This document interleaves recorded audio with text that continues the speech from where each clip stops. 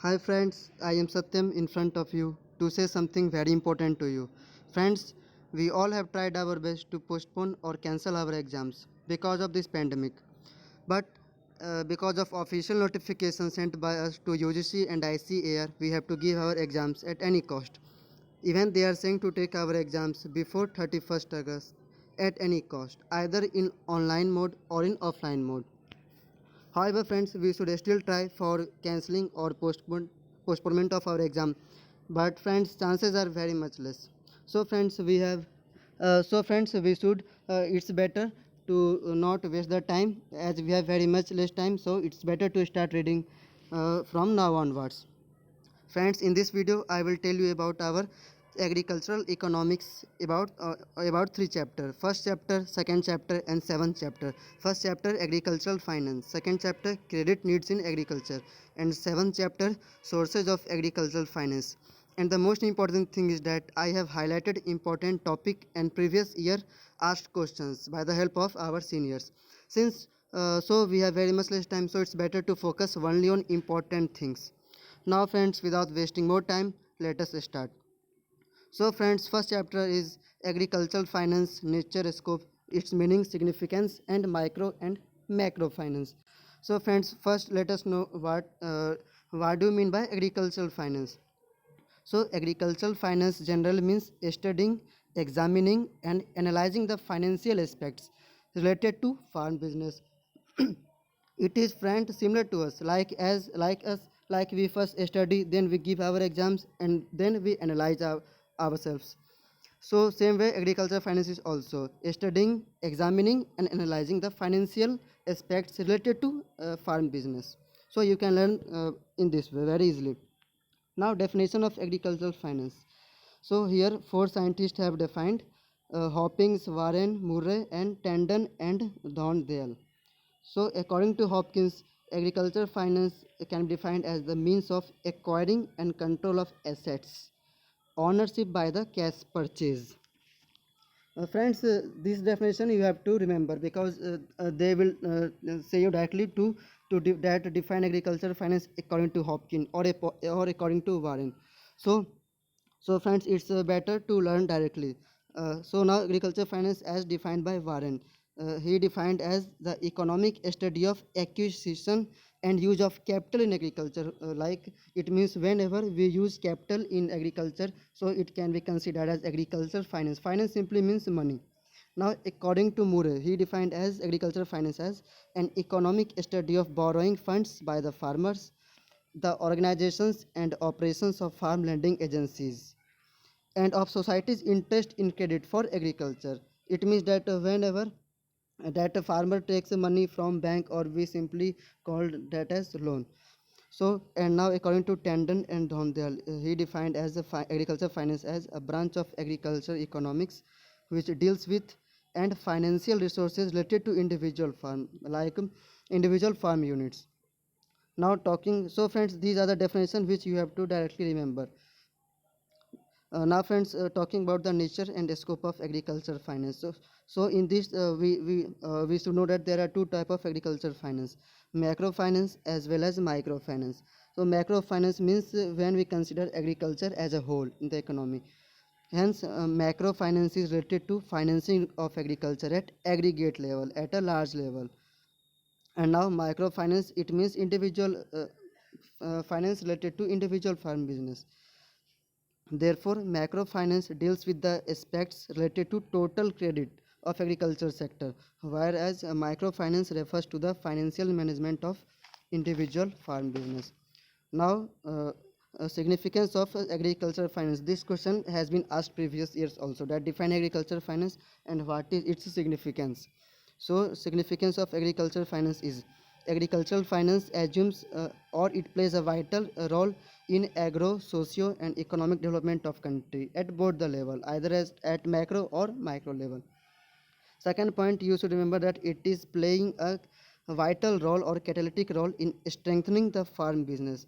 How like in this way that the bank gives money to farmers, and then by taking the, or you can say simply loan, and then by taking the loans, then farmers buys tractors, chemicals, fertilizers, urea. So in this way it plays a very important role in strengthening the farm business. Now, third point is use of new technological inputs. When a farmer takes money from the banks, then he will buy tractor, pumping sets. So in this way, it also leads to increase in the agricultural productivity. And since agricultural productivity of farmer is increased, so he also earns more income, which leads to increasing standard of their living. Fifth point is farm finance also reduce the regional economic imbalance. Like in society, if someone is rich, and as generally in our country like India, farmers are mainly farmers are very poor. So if when he buys tractor or pumping set, then slowly he increases his earning capacity, and so in this way finance also reduces the regional economic imbalance. And now last point, you have to remember that as Indian agriculture is still traditional and subsistence in nature, so agricultural finance is needed to create the supporting infrastructure for adoption of new technology. So in this way now, in first chapter, friends, you have to remember just only two things, only 3 points. That first one is as what do you mean by agricultural finance, and definition of agricultural finance by different scientists, and then last one is that what is the significance of agricultural finance. So these questions has been asked in previous years also for 5 marks, and in MCQ question also. Now friends, coming to second chapter, credits needs in agriculture, meaning and definition of credit, classification of credit based on time, purpose, security, lender and borrower. Now friends, the first question will come from this part, that the word credit comes from dash word, and which means dash. So the word credit comes from the Latin word credo, credo, which means believe, like belief, confidence, trust or faith. Credit is otherwise also called as loan. Now, what do you mean by credit or loan? So, credit means the ability to command other people's capital in return for a promise to repay at some specified time in future. It means, friends, you generally have seen that we take the loans from banks, and after some time we return to them. So this simply you can define in that way also. Credit can also be defined as obtaining control over the use of money at the present time in exchange for a promise to repay it at some future time. Like we will take loan at this time, and after whenever we have money, like after 5 months, 6 months or 1 year, we will repay that loan. Thus, credit. So, in this way, we can say that credit involves a temporary transfer of wealth. We are transferring our wealth, but not permanently. We are transferring temporarily, and after some time, we will have to again return to the bank. So, loan can be defined as amount of money provided for certain purpose on certain conditions with some interest, which can be repaid sooner or later. Now, this is also important, that define loan or credit according to Professor Galbraith. So, Galbraith defined agricultural credit or loan as temporary transfer of asset from one who has to other who has not. Like simply loan. Now, coming to credit needs in agriculture. In agriculture, so the question rises that in agriculture, what is the need of taking loans from banks? So because of the following condition, there is a need to take a loan from the banks. Like you have generally seen that for buying agriculture input like seeds, fertilizers, and second point is for supporting the families in those years when the crops have not been good. For third point, buying additional land to make improvements on the existing land, and for fourth point, for increasing the farm efficiency. So friends, because of this, credit is needed in agriculture. Now the most important point starts from here, that classification of credit on so credit it classified on almost 7 or 8 on the basis of following criteria. First basis is based on time. So and on the basis of time, this is again subdivided into three types: short term loans, medium term loans and long term loans. So in short term loans, we have to repay loans within a period of 6 to 18 months, and the farmers require this type of loans to meet the expenses of ongoing agricultural operation like sowing, fertilizers, urea and so on. Now coming to medium term loans, so this we have to repay within 18 months to 5 years, and these loans are required by farmers for bringing some improvements on his farm, like by purchasing electric motors, pumping sets, sheep and goat, etc. And third one is long term loans. These we have to repay after from 5 years to more than 20 years or even more. These loans are also called investment loans or terms loans, and these loans are meant for permanent improvements like leveling and reclamation of land, constructions of farm buildings, purchase of tractors, etc. Now, second basis on based on the purpose, loan is divided. So, on the basis of purpose, loan or credit is subdivided into four types: production loans, investment loans, marketing loans, and consumption loans. Friend, this type of loan is very easy, as even because the word is even describing himself, like production loans. So you can easily say that farmers need this type of loan for production purpose, and they are also called as seasonal SAO, seasonal agricultural operations, or short term loans or crop loans also. Now investment loans, so you can say that farmers needed this type of loan for investment purpose, like loans given for tractors, pumping sets, tubes, wells, etc. And marketing loans, like similarly farmers need such type of loans for marketing purpose, for marketing their produce in a better way. And fourth one is consumption loans. So any loan advanced for some purpose other than production, so that type of loan is considered as consumption loan. Now third basis, on the basis of security. Friends, you know that whenever we take a loan, so then we have to deposit something in the bank, and that is called as security. So there are two types of security. Based on security, this is also there are two types of categories on the basis of security: secured loans and unsecured loans. Now first one is secured loans. These type of loans that some, whenever we take the loans by bank, from bank, then we have to give something for as a deposit. This type of loan are called as secured loans. Now these are all secured loans are of also following types. First one is personal security. Under this, borrower himself stands as a guarantor. It means that no third party is involved. Bank gives simply loans on the thinking that that farmer is saying truth, he will return the money.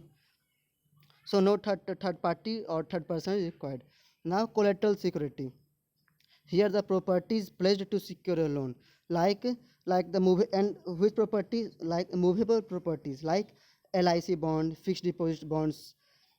This type of bonds uh, we have to deposit in banks. So this will become under collateral security. Now coming on third types, which is called as chattel loans. Here we have to deposit movable properties such as jewelries or utensils made up of various metals. Now fourth one is mortgage. Mortgage, this means this is as opposite to collateral. In collateral we have to give movable properties, but in mortgage we have to deposit immovable properties like land, farm buildings, etc. The person who is creating the charge of mortgage is called mortgagor, or simply borrower, and the person in whose favor it is created is known as mortgagee or simply banker. So here the mortgages are also of two types: simple mortgage and equitable mortgage. Simple mortgage, it means it can be defined as when the mortgage property is ancestrally inherited, like our father's father's father, grandfather, and so on. So in this condition, farmer has to register, whereas in equitable mortgage, in this when the mortgage property is self-acquired, like it is mine. So in this case, no such registration is required. Now fifth one is hypothecated loans. In this, borrower has ownership right on his movable, and the banker has legal right to take up possession. Friends, to sell on a default or a right to sue the owner. Friends, it can be simply understood as by this example. Friends, understand that that we can buy the tractor by taking the loans, but suppose that we fail to deposit loans to banks. So in that case, a bank employee will come and he will seize my tractor. So because he has a legal right to take up possession of my property, and he can either sell my tractor also if I am unable to pay the loans. So these type of loans can be called as hypothecated loans. Example, as you can see, also tractor loans, machinery loans, etc. Now hypothecated loans again are of two types, that is key loans and open loans. Key loans can be defined as the agricultural produce of farmer borrower will be kept under the control of lending institution. And uh, and open loans, it means that only the physical part of purchased machinery rests with the borrower, but the legal ownership remains with the lending institution. And now second was unsecured loans. So in this type of loans, no security is kept against the loan amount. Just bank gives on the confidence between the borrower and lender. Now fourth classification on the basis of lender's classification. There are two types: institutional credit and non-institutional credit. It means that on the basis of lending, it means that who is giving us loans. Like if a bank or cooperative banks are giving the loans, then they will come under institutional. For example, cooperative loans and commercial bank loans. And whenever we take the loans from lenders, traders, commission agents, relatives and friends, that will come under non-institutional credit. Now like lenders, so similarly, borrower's classification is also on the base, like why, for what purpose we are taking the loans. Like for farmers and dairy farmers, so it can be called as based on the business activity. Now based on the size of farm, like for marginal farmers, small farmers. And third one is based on location, like for hill farmers is taking the loan or travel frame. Now based on liquidity, the loan or credit can be classified into again two types on the basis of liquidity: self-liquidating loans and partially liquidating loans. In self-liquidating loans, they generate income immediately and be paid within 1 year or after the completion, whereas in partially liquidating, they will take some time to generate income and it can be repaid in 2 to 5 years. For example, for loans for tractor or dairy loans or orchard loans. Now based on approach, like the three types: individual approach, area based approach, and differential interest rate approach. In individual approach means when loan is given to individuals. Now second, area based approach, when loans is given to person falling under given area, like DPAP, draft prone area program loans. And a third one is differential interest rate. In this, loans is given to weaker sections of society just at the rate of 4% per annum. So on the basis of approach, for what purpose we are giving, these are classified. Now on the basis of contact, direct loans as well as indirect loans. Whenever loans are given to farmers directly, that are called direct loans. Example, crop loans.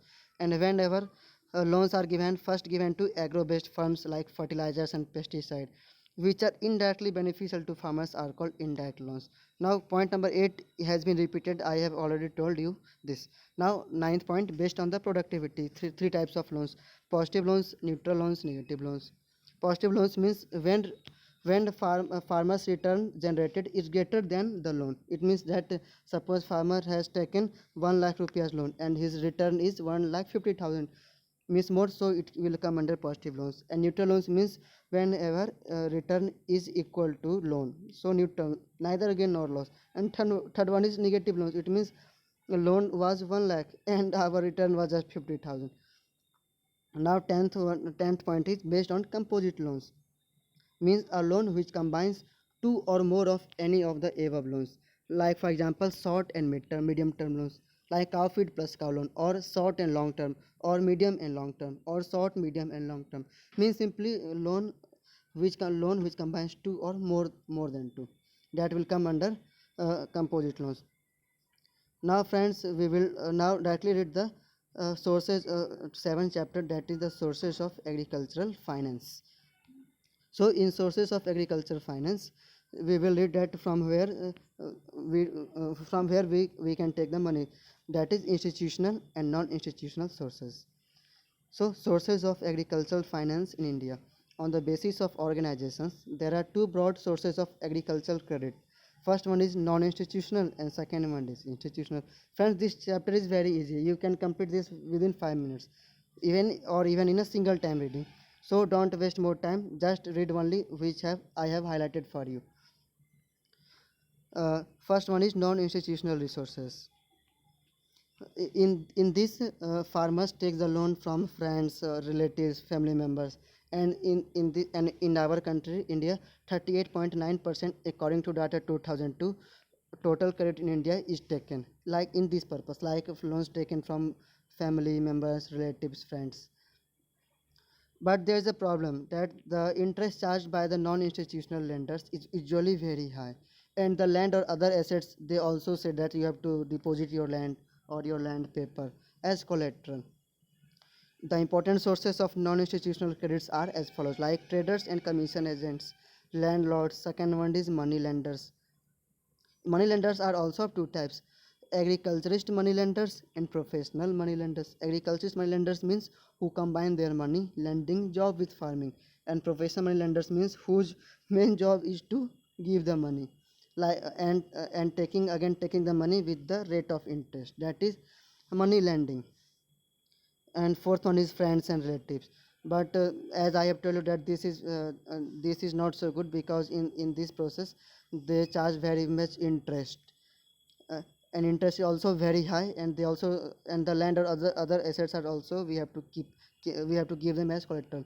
So we should adopt these institutional sources, because the institutional sources provide better access to institutional credit for the small and marginal farmers and other weaker sections.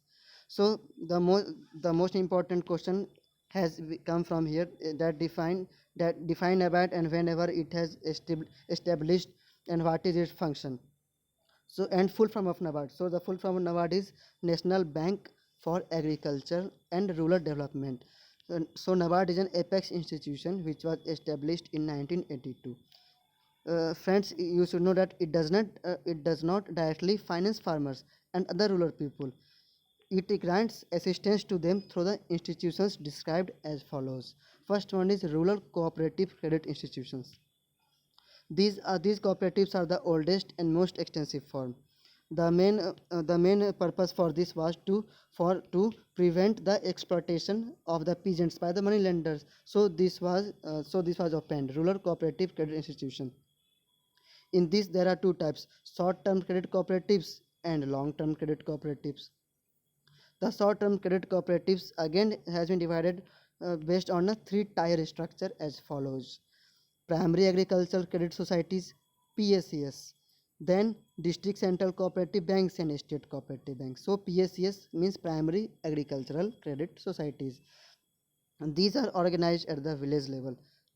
The main objective of a PACS is to raise capital for the purpose of giving loans and supporting the essential activities of members at a cheap price. In India, around 99.5% of villages are covered by PACS, means primary agricultural credit societies. Now coming to district central cooperative banks. These cooperatives are organized at the district level.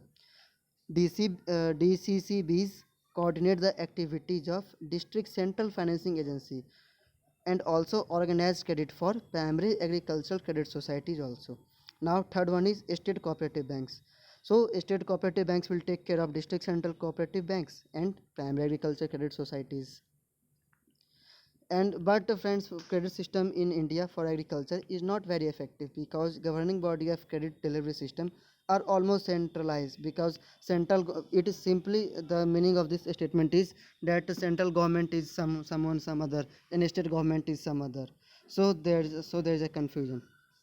So there so there is an organization, or you can say bank, which takes care of all, which is at NABARD. So friends, this is very important. As you can see here, government, for most one is important, government of India, after that NABARD.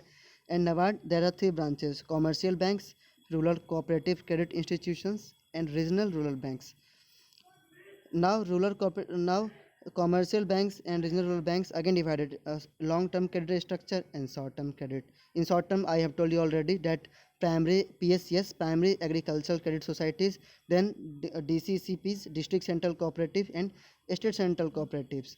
These three will come under short term credit, and now under long term, these two will come: state cooperative agriculture and rural development banks, and primary cooperative agriculture and rural development banks. And below here you can see that depositors and borrowers will come. So friends, thanks for watching this full video. Friends, rest in next. Stay tuned, stay healthy, and stay safe. All the best for your exams. And friends, you can also comment that on which topic I should make next video. Thank you, friends. Thank you all. Bye bye and take care.